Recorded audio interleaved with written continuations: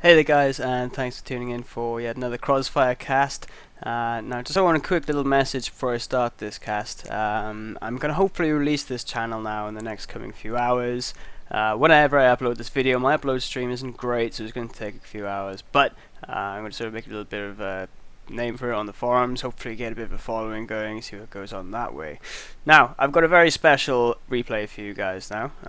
Been specifically requested to do this, so this is quite cool, and it features Porygon versus our favourite Australian streamer, broadcaster, StephennJF. Now, I'll briefly explain the outline of the strategy. It's a conscript spam. It's a conscript spam on a big level, but we'll see there's a few little tweaks in there to make it very viable. So, we'll see how Porygon pulls it off, we'll see what StephennJF can do to react and hopefully prevent this. But let's get this match underway. So I'm going to switch my screens real quick. Can't get my words out. And let's get this action underway. So, Porygon then, like I say, he's going to be going this conscript spam. I keep calling it scam, not the ham. Alright, one of the most interesting things to notice though is he hasn't actually got hit the dirt doctrine here. What he does have is he has the shock motor heavy tactics, so he's got the IC 152 calling if he wants that. He's got the shock rifle, so he's got a lot of anti-infantry heavy tanks as well, the IS-2. And he's also then got the guard motor coordination tactics, so he's got the massive badass mortar, he's got guards, he's got marked vehicle, and he's got the call-ins as well if he needs them. So he's going straight out here and he's going to cap straight up onto this munitions point. Because he's going to be munitions heavy. He's going to be throwing a lot of Molotovs, he's going to be needing to throw a lot of 18-8s, using Ura a lot, he needs the munitions. Obviously he's making sure he secures it, and on this, on Kholodony Ferma, the winter map, it's the only munitions point there is. And very cleverly what you see him doing now is actually putting up some barbed wire around this abandoned truck so that StephennJF can't actually come in and use that vehicle as cover. It's prevented now with the barbed wire, so he's in there capping anyway. If he was just to stand there still, not doing anything, or build barbed wire, there's no difference. He's still going to cap it at the same point. So you may as well have little plays like that if you see them available for you. So conscripts are going to go straight for this point here. Now, this point is quite hotly contended sometimes. I mean, it's a fuel point, and in the summer map it's a munitions point.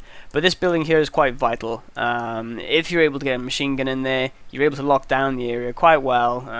It's got quite a lot of range all over all the entrances, so it's well protected if he needs it. But there we are. We see on this side of the map now as well. He's doing more barbed wire play with these, so he knows exactly where he wants his troops to be and where he doesn't want Steven to be.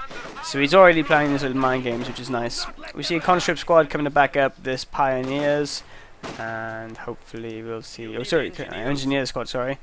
As he's using the line of sight there, look to avoid the actual fire. Cause he's waiting for the conscripts to come up. Is he? No, he's just going to get out of there. Which is fair enough. He's not going to win that engagement at all anyway, so he needs to get out as soon as he can. Just while there's a slight lull, I'm going to switch over to StephennJF just to sort of show you his original build and his commanders. So he's actually got the fortified armor doctrine, so he's got the elephant tank calling and the smoke and the P4 command tank. He's got the joint operations, so he's got the artillery, he's got the emplacement, the artillery officers as well, and finally he's got the Opel truck as well for the increased income, as well as the Tiger. I'm going to switch on back over now to Porygon. Oh, sorry, you can see as well he's gone for quite a standard sort of wide variety build, including more in MG and 2 Grenadiers. If you swap over to Porygon, we see he's got 3 conscripts out at the moment. He's actually already upgraded to his Molotovs, as we can see he's trying to throw in here. He does do a bit of initial damage, which is nice, but he doesn't get much of the damage over time. He does force him to retreat off though, which is quite nice. I mean, I think he's just afraid of that second Molotov coming in, didn't want to take any damage for it, and up top you see he's been pushed off as well now by an MG and the Grenadier squad. So he's got this rolling momentum down bottom, which is nice because he can control this cutoff point. This cutoff point is hugely vital on this map. It denies the eastern player the entire of the bottom region. If you can't control it early, your income is really going to start suffering, unless he's going to go pure top. But we'll see where Stephen goes. I mean, it's not recommended for the east player to go top. Sorry, it is recommended for the east player to go top, and it's not really recommended for the west player to go top as much. But as you can see here, he's kind of got like a bit of a split. He's got a bit of a split army around. He's decapping this fuel down here, which is nice, but he's getting his fuel decapped at the same time. He's now got his 4th conscript squad out. He can't afford another one if he's going to go for another one. I'm not too sure if he is just going to rush into 5 conscripts straight away, or what he's thinking. So let's find out. Let's keep watching, eh? So these conscripts are now going to come out in the middle. Just going to defend this munitions point. Like I say, the munitions point is quite vital for this build. He has got a little bank there of 60 odds, so if he really wanted to, he could upgrade to a flamer, but then he's got no backup plan for the Molotovs. He's got no backup plan if he wants some 18As going off and things. I mean, he's not going to be encountering vehicles this early, but he's going to be encountering them soon. Okay, so you see he's going to jump in this building now. Is he going to make it? Yeah, he does. Without Urara on, you're going to sprint right to the door, which is nice. So these pioneers now have nothing to do, really. I mean, they might jump in this building. Yeah, they do. And he's just going to try and wait it out. Wait for his mortar to do enough damage to this building to force off the conscripts, for the conscripts to do enough damage to these guys in this building. It's a slow battle. We'll see what happens here later on. Nice little flank now then from this conscript squad. He throws a Molotov, but I mean, it's well recognized. But what it does force him to do, force him to move out of green cover. He has to go and reposition. And when he's repositioning, he's not firing. He's not doing any damage. Unfortunately, these guys are pinned down here. Might see a bit of a flank coming up here. I couldn't quite see if he's in range or not. Yeah, he's adjusted there, but he thinks it's coming around from this area. Like, oh, there we are. Nice little triple flank there. So that's what lots of conscripts on the field can do, because these guys can easily enough now walk right on up and throw them multi if they wanted, but they're going to get them out, force them out again. It's about forcing them to move. He didn't retreat off this squad because he knew he had the flanks coming, so he's able to maintain a lot of pressure on this area. These guys, ooh, get caught out. But it doesn't matter because he's got more conscripts. He's got another conscript squad coming out, which is happy days. He has upgraded now as well to a field infirmary, so he's going to be a lot more efficient with his manpower.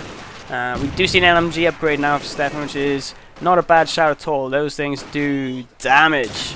But the only trouble with them is you have to be standing still to actually fire them. So when you're repositioning again, moving out of the way of Molotov, you're not firing. You're not really using them that much effectively. These guys are going to have to retreat out very quickly if he's going to survive. Is he? No. No chance, unfortunately. He did push off the more squad. But I mean, at the end of the day, it's one of the lowest costing units in the game, apart from Pioneers. If he loses a squad of conscripts, is it the end of the world? Not really. You know, he's controlling this part of the map. He's really sort of got about 75% of the map now. If he loses this, he's got about 60% of the map, roughly. But he's winning in resources, so as long as he keeps doing damage, picking off some units, these conscripts are really going to start paying off. Okay, so you see he's unlocked his first command point now. We'll see what commander he goes in a second. If he decides to choose level 1, he might choose to wait it out. Here we see this mortar starting to pound over here now as well. So the mortar's only got 2 kills, but it's the mental game that it has as well. When you sort of see these mortars coming in, again, you have to move position. It's forcing you to micro, forcing you to think and be in a position you're not really comfortable in, or don't want to be in, personally. So it's displacement methods are very strong. You know, firing off a rifle made, for example, on some hit the dirt conscripts, you're going to try and make them get up and move, you know, so they have that period of time where they can't actually hit the dirt again and quite vulnerable. Nice little grenade Molotov there. It was sort of quite disguised because he was running forward at the same time. I think one of the guys at the front started throwing it, so you couldn't quite see it. But gets 2 kills there. 2 kills for 25 munitions is happy days. 15 munitions. God, what am I talking about? Be nice if the caster had some knowledge, right? So these guys are going to throw this Molotov and get out as soon as possible. But yeah, he's moving to move. But I mean, that wasn't the best of nades because he's really going to. Yeah, there you are. Look, he needs to get out. And he ate quite a bit of damage there. So that Molotov didn't quite pay off. But hey, it doesn't matter. He's got so much munitions banked and so much fuel as well now. As he's on his 6th conscript squad. So that's technically the 7th one he's built. Sorry. These guys down here now are going to try and throw another one, but they can move out of the building quite nice and early, so that's okay for him. But look at this, I mean, he's got this swarming amount of conscripts just taking over the map. You know, there's almost one for every point at the moment. You know, it's very difficult for Stephen to get out of his base and make a fortified defensive area when the guys are just going to go and cap all around it. So the emplacements are starting to become a little less efficient then, should we say, because you can't find the right positioning without getting flanked. These guys are standing in their own fire and eating mortar shots. They're going to have to get out unless Porygon's not looking. He might not be. Okay, he's getting another conscript squad out. If it's working, keep getting them out, you know. He's onto something here because he's doing very well in this very early tier 1. He's not even moved into tier 2 whatsoever. He's got no buildings. He's got no engineers to actually think about getting any buildings yet either. So there we are. He hasn't even upgraded to 18-8s, even though if he could. But I mean, he's been denying so much of this fuel that. Another nice little nade coming in. It didn't do a great amount of damage there. Rifle nades seem to be a little bit iffy. Sometimes they can just wipe members out massively, sometimes not so much. So, yeah, I'd like to see him move this squad around, maybe just go for the mortar. Or is he just baiting that nade? Yeah. So he managed to retreat before he threw the nade, which was nice. We saved some of the munitions there. And he's capping up here in the fire. I say it's just a swarm everywhere you see. It's just conscript squad. I mean, none of them really have any kills. There's a couple with some kills, but most of them are just regular bare-assed kids naked off the boat trying to find a gun. But they're winning. You know, these Panzergrenadiers now are in, and we're going to see if the sheer numbers are going to be able to bring down their guns. Nice Molotov there. Very nice Molotov. He gets quite a lot of damage off of them again. Might be able to throw another one in a second. He's got another conscript squad coming in to back these guys up. Are we going to see another Molotov? We must be able to see another Molotov very soon. Yep, another Molotov there. Very nice. Oh, look, one guy goes down instantly. He's standing around the fire, taking extra damage. These guys are now freezing mines, so he's not in the best position, but another conscript squad coming in, pushing off the Panzergrenadiers. So there you are. Sheer numbers and bodies win fights. Molotov's going to go in here and displace these guys. If not, they're going to read the damage. There you go. So out they go. They're now quite vulnerable. Nice little nade goes off there. There's a bit of damage. I think he got that one kill there as well. He's going to run into these guys. He doesn't want to be doing this, but he's just trying to get a Molotov off. And yep, there you are. So those guys are running away. Well, not running away, but moving backwards and not in fire. These guys are dangerously low and he needs to get out. These guys are happy enough in there and just harassing. More conscripts arrive. Because all he's doing is sending his conscripts back, sending his conscripts in, sending them to reinforce them, going straight back in. It's awesome. You know, he's got an endless supply of people, and it's so dirt cheap that he can just get away with it. Yeah, he doesn't need hit the dirt. All he wants to do is go around and throw Molotovs, which, you know, Stephen's a very good player. There you are. Look, he's able to micro away from most of these Molotovs, but he's able to push them off. You know, he's able to control all this territory. So his cutoff is now in threat, but the conscripts are going to come around. Guess what? Conscripts come around. Like, oh, it's a one man. Oh, that's sad. Oh. Oh, that's so sad. Look. Get out of there, son. But we do see now this half track out. Now, I'm going to switch real quick over to Stephen because I need to see if he's got enough. No, he's got nowhere near enough munitions. Look, this is one of the things that conscripts do. They drain your munitions. You start throwing off these rifle nades, trying to pick up some damage, and he's got nowhere near enough munitions now to actually get the flying half track, which would have done him a huge favor against this 3, 6, 7 conscripts and the Mort squad. I believe he recovered this one. Yeah, he's recovered this one. You know, that's things like an Ostwind could hurt, but I mean, he's going to have to eat a lot of 18-8s, and he's not going to be able to shoot fast enough, I think. He's gone for a sniper. You know, if he can keep this guy alive, he's going to pay for himself quite quickly because there's a lot of targets to choose from. But there's also a lot of people trying to flank him, trying to throw grenades at him. He's not going to be having an easy time out there. And you see this big old flank now. 2 conscripts there, 2 conscripts there, 1 in the building, 1 suppressed there. There's Molotovs going off, there's people going down, but he's actually holding his own here. He's got this nice little, this is what he wanted to have, this nice little defensive area, but he didn't want it outside his base. He wanted it somewhere, you know, outside Porygon space. You've also seen now he's got the anti-tank gun, which I fear is a little useless right now. Interesting enough, I don't think he still hasn't bought any engineers. He's banked 318 fuel at the moment. I don't really think he's planning on moving out of tier 1. But hey, it's working. You know, he is winning in caps. He's winning massively in terms of resource advantage and map advantage. He's going to go for the cutoff now. He's going to go and take this fuel back now as well. And the best thing about this is whenever he goes back, he gets free healing. Every single one of his troops is going to come out feeling fresh, healthy, young, fit, like they've been eating spinach all their lives. Spinach? Really? He's able to push out, again, a nice Molotov. That's all it takes is 1 Molotov, and he's pushing off a unit.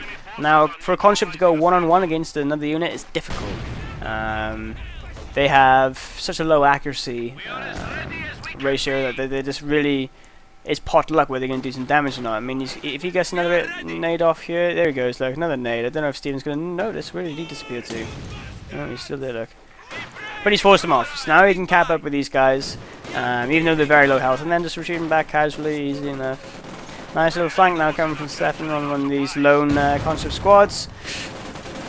It's the mortar firing on them, but these Panzer Grenadiers are going to start eating up some conscripts. Did actually just lose a squad. I didn't see that. It must have been that low 3 health squad. Look, he must have been picked up by the sniper and these guys. So maybe I was wrong. Maybe he should have just got those guys straight out there. But we had the same wavelength. You could have seen. This sniper's in now a lot of trouble as there's conscripts surrounding him. So wherever if he does retreat, have to retreat, he's going to be encountering some troops. He does have this MG. He's going to try and cover his retreat. These guys are faffing around, running around a little bit. Meanwhile, down here, the conscripts in the building are actually giving these guys with the LMG a little bit of a run of money. We should see some. I guess we might see some Molotovs. I'm not too sure. But he's going to try and chase the sniper down. He's going to get a smaller squad out. He's looking, or merge it with one of his conscript squads. He really wants to keep it. That sniper's going to take a shot now any second, and then it's going to be a good night. So this guy again. Those guys, they ran in there with no hope really, and with a nice Molotov he's able to pick off, or at least force off that squad, and for a much better manpower trade-off than StephennJF is coming out with. So these Panzer Grenadiers are still just being tough, nutty bastards, and just firing the shit out of anything they see, which is what Panzer Grenadiers are very good at. And again, like I say, this is sad. If he'd saved some of his munitions and had the flame upgrade for this half track, this might be a very different game. You know, it's difficult. I don't actually know how long this this replay is. I can see it. I've just seen it now, which is oh, it's late. But I mean, this could be like this in a normal 1v1 in auto match. You'll see a lot of people going, "Fuck this," you know, I'm done. Right, I can't be asked to deal with all these conscripts, man. Oh, that was a nice little pick off there. Nice little small victory there.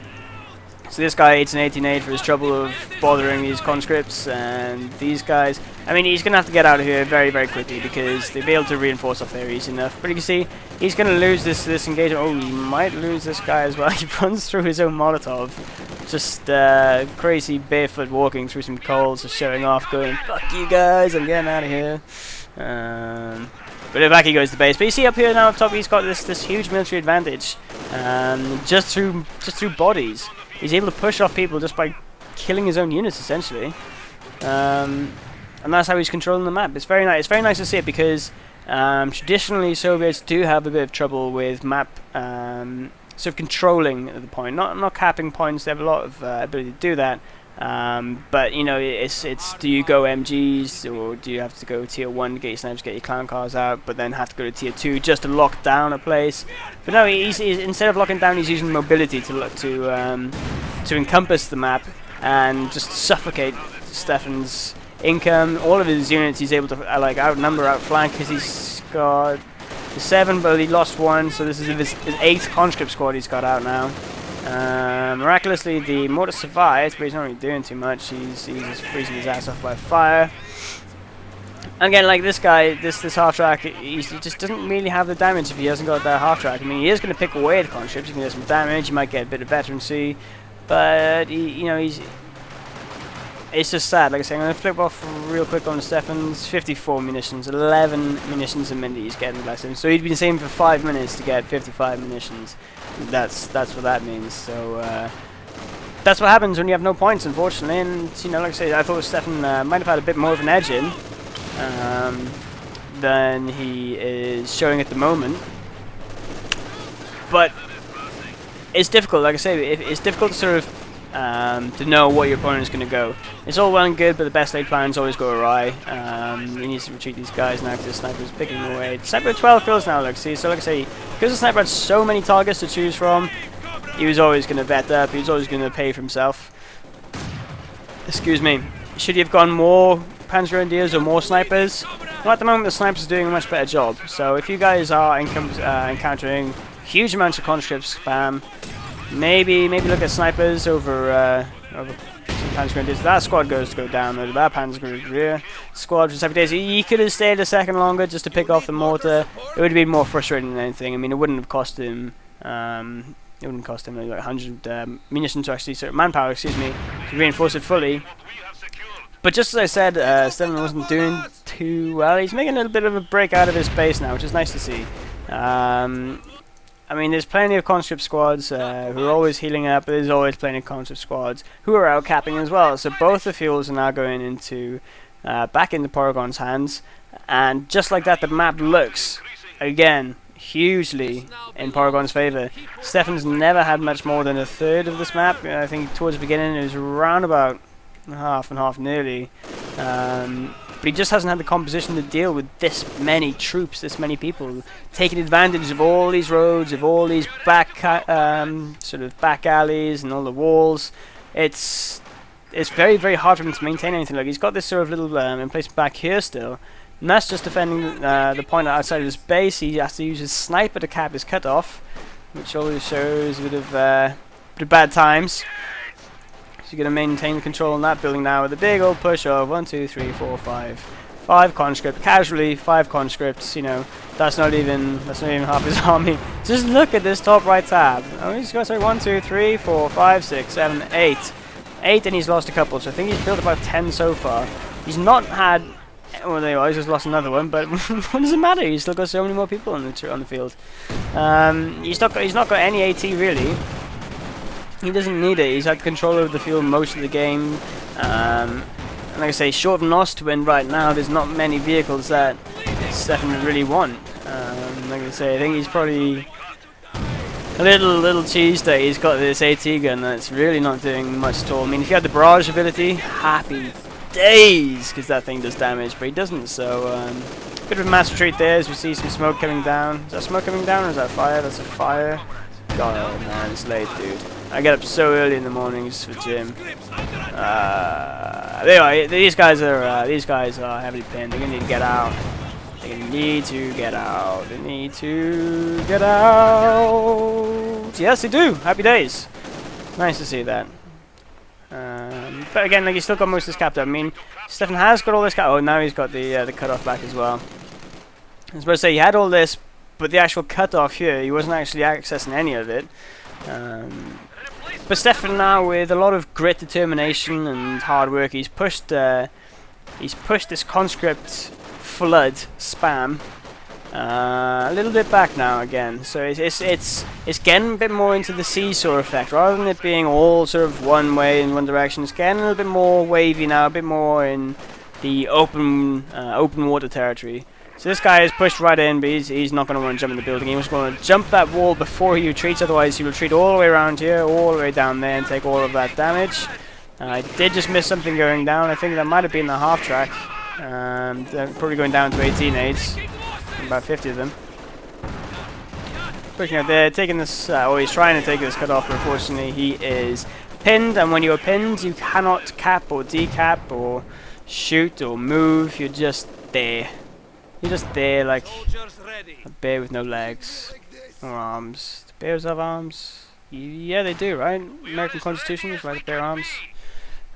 Terrible. Don't tell any friends that. So we see a tank.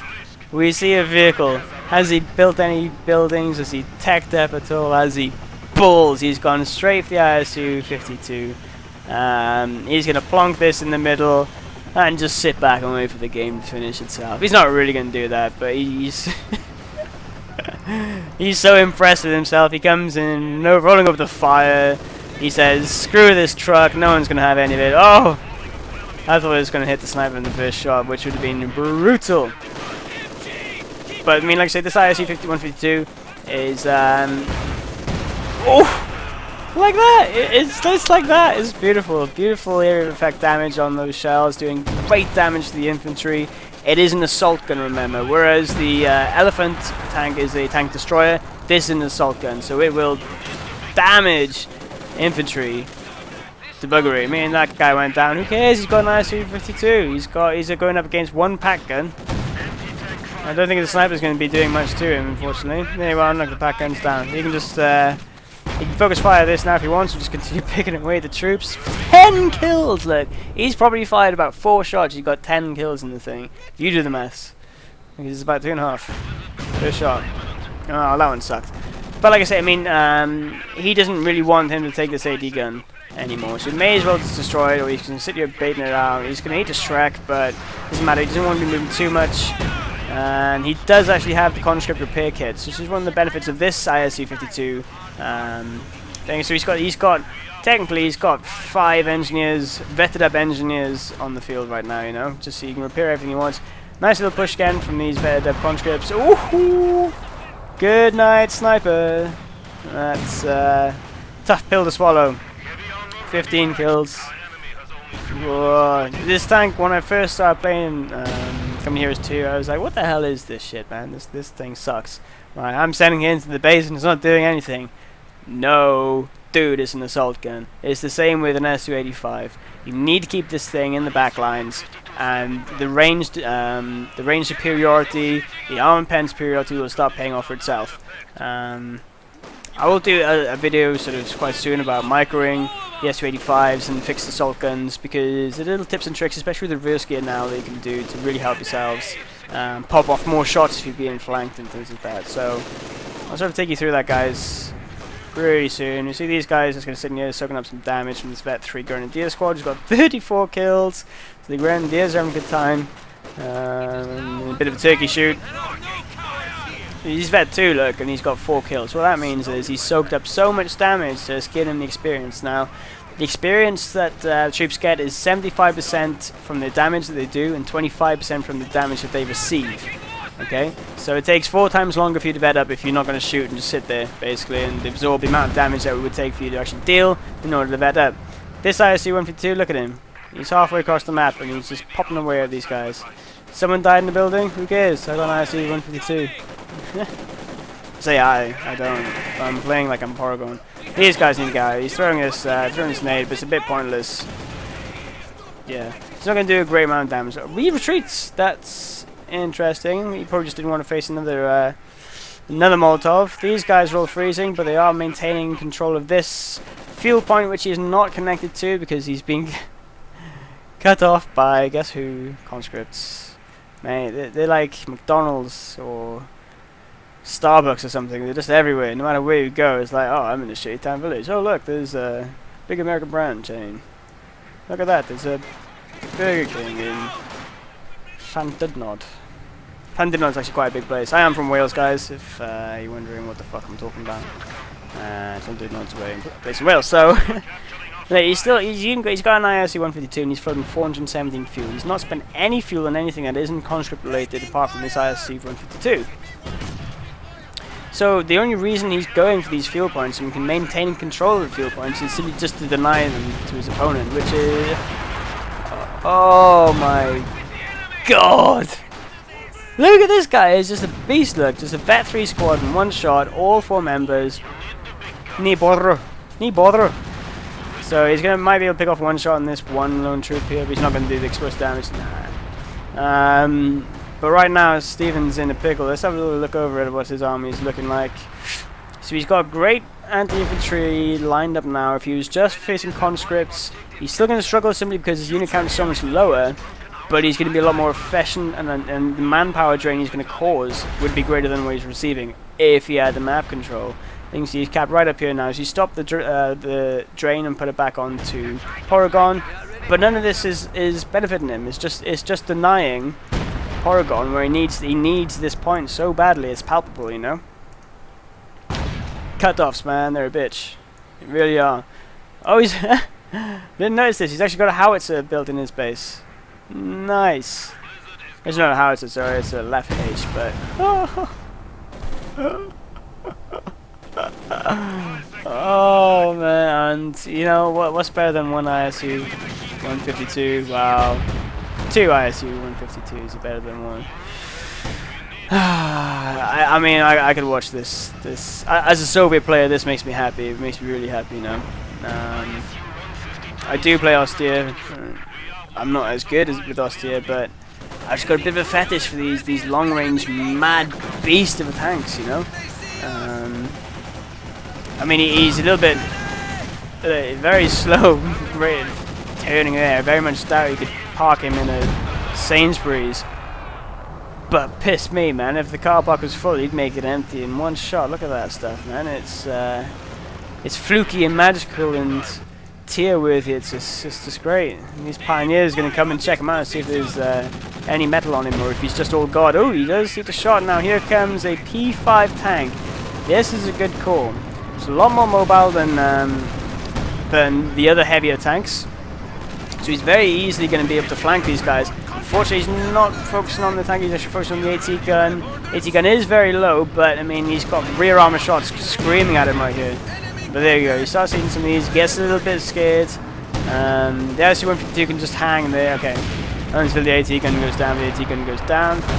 Massive hit there from guess who? SC-152, his best friend. This is an SC-152. Doesn't even need micro this. There you are.